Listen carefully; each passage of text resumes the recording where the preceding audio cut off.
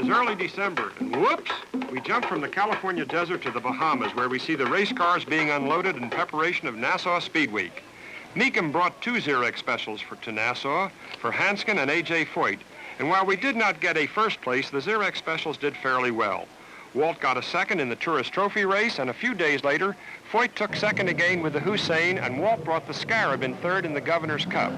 In the Nassau Trophy race at the end of the week, Foyt had the lead, but overcooked things in the wet and got hung up on a coral rock. Walt, was this your first trip to Nassau? Yes, it was, Al. How did you like it? I enjoyed it very much. The parties? No, but I did enjoy the racing in the rain. There's Art James ready to start them off at a Le Mans start. Now you can see it is raining. There we have the chaparrals taking off. Walter, where are you? I don't know, but it looks like Roger got a mighty good start.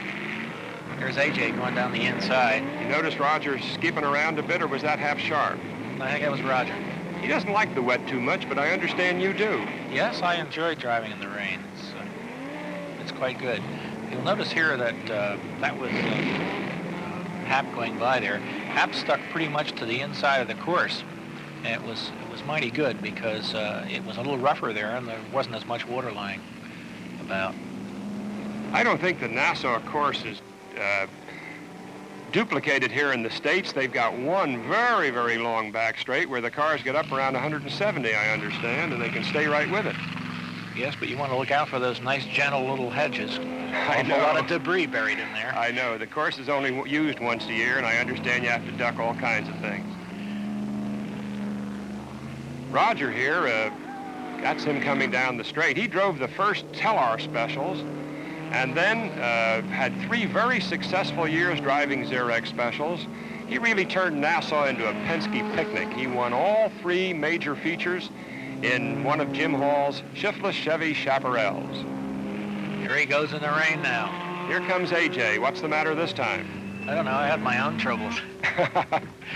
Walter, I think that AJ had that big Hussein out there, but he just couldn't seem to stay out of trouble with it. It was just too much car for the wet, don't you think? Well, he passed me in the rain once, and I said, this is too good to be true, and sure enough, off he went. There's John Mecom. I don't think the Hussein has had much productivity since this race. It hasn't been running lately, has it?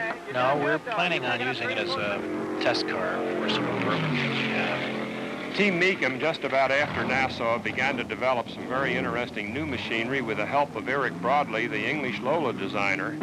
And I think as the season goes on, look at Gurney waving. What's the trouble? Well, I think they were getting by a slower car there, and they weren't giving him quite enough room. This was the situation where Roger had taken over from Hap Sharp and was driving a very skillful race. He tucked in behind Gurney, knowing that Gurney had to make his pit stop, and he already had his behind him, and he was just biding his time. Roger's always good at working out the angles, that's yes, for sure. He's a very good race tactician. This was a good win for Roger. Their starter, Arch James, giving him the flag.